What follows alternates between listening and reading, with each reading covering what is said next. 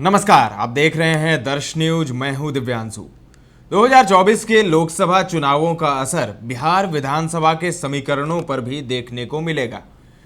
दरअसल जिन 4 विधायकों ने लोकसभा चुनाव में सफलता हासिल की है, उन चारों सीटों के अलावा बीमा भारती की सीट रुपौली में भी उपचुनाव होंगे।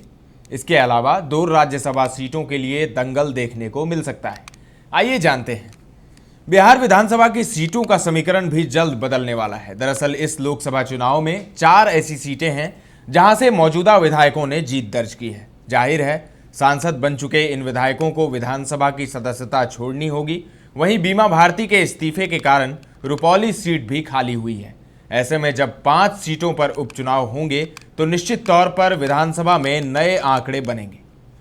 जिन 4 विधायकों ने लोकसभा का चुनाव जीता है, उनमें 2 विधायक आरजेडी के हैं।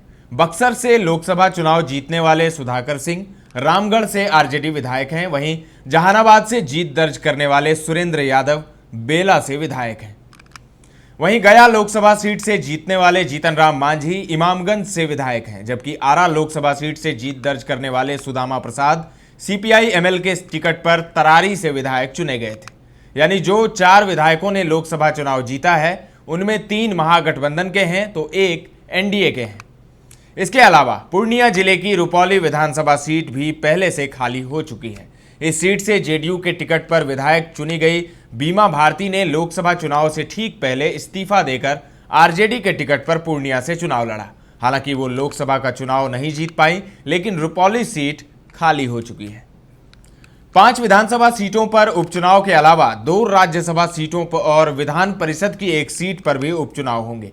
राज्यसभा सांसद मीसा भारती अब पाटलिपुत्रा से चुनाव जीत चुकी हैं, तो राज्यसभा सांसद विवेक ठाकुर भी नवादा से चुनाव जीत चुके हैं।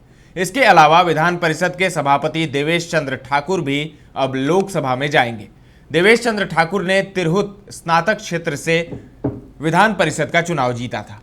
सबसे दिलचस्प खेल राज्यसभा चुनाव में होने वाला है। संभावना ये जताई जा रही है कि राज्यसभा की दोनों सीट एनडीए के खाते में न चली जाए, क्योंकि राज्यसभा सीट के लिए अगर एक साथ नामांकन होंगे और वोटिंग की नौबत आती है, तो वैसी स्थिति में जिस गठबंधन को बहुमत रहता है उसी के खाते में दोनों सीट चली जाती है। ऐसे में आरजेडी को नुकसान हो सकता है। बात विधानसभा उपचुनाव की करें तो 5 सीटों में 4 सीटें महागठबंधन के खाते में वाली हैं। ऐसे में विधानसभा में अपनी वर्तमान स्थिति बनाए रखने के लिए महागठबंधन को 4 सीटें जीतनी होंगी। राजनीतिक विश्लेषक डॉक्टर सुनील का मानना है कि लोकसभा चुनाव में तेजस्वी यादव ने जिस लहर का दावा किया था, वो धरातल पर नहीं दिखी।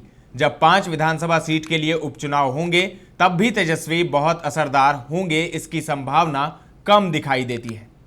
राजनीतिक विश्लेषक डॉक्टर सुनील का तो ये भी दावा है कि नीतीश कुमार अपने पुत्र निशांत को भी राजनीति में ला सकते हैं। इसको लेकर परिवार की ओर से उनके ऊपर दबाव है और आने वाले दिनों में नीतीश कुमार के पुत्र निशांत सक्रिय राजनीति में दिख सकते हैं। ऐसा हुआ तो राज्यसभा की सीट निशांत को दी जा सकती है।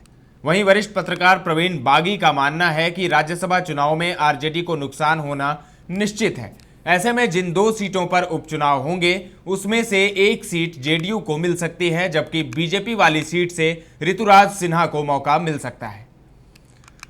अब सवाल यह उठता है कि क्या एनडीए मजबूत होगा या बढ़ेंगी महागठबंधन की सीट।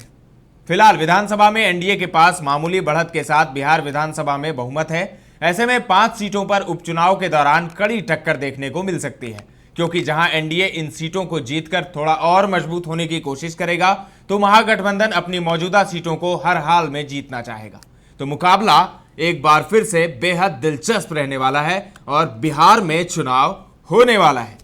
लोकसभा चुनाव देश भर में तो हो गया, लेकिन अब बिहार की बारी है। वैसे ये भी चर्चा है कि नीतीश कुमार विधानसभा भंग करने के मूड में हैं और उन्होंने पीएम मोदी और अमित शाह से बात की है कि विधानसभा चुनाव बिहार में जल्दी करा लिए जाएं, क्योंकि एनडीए के पक्ष में अभी माहौल है, ऐसा माना जा रहा है। लेकिन इसके लिए नीतीश कुमार को अपने सहयोगी दलों को भी मनाना होगा, जिसमें बीजेपी भी है, जिसमें लोजपा रामविलास भी है, जिसमें उपेंद्र कुशवाहा की पार्टी आरएलएम भी है और जीतन राम मांझी की पार्टी हिंदुस्तानी आवाम मोर्चा भी है। तो देखिए क्या क्या होता है, लेकिन इन सीटों पर 5 सीटों पर उपचुनाव होना तो निश्चित है, क्योंकि 4 सांसद बन गए हैं और 1 रुपौली की सीट खाली हो गई है। तो फिलहाल के लिए इतना ही। तमाम अपडेट्स देते रहेंगे, बने रहें दर्श न्यूज के साथ।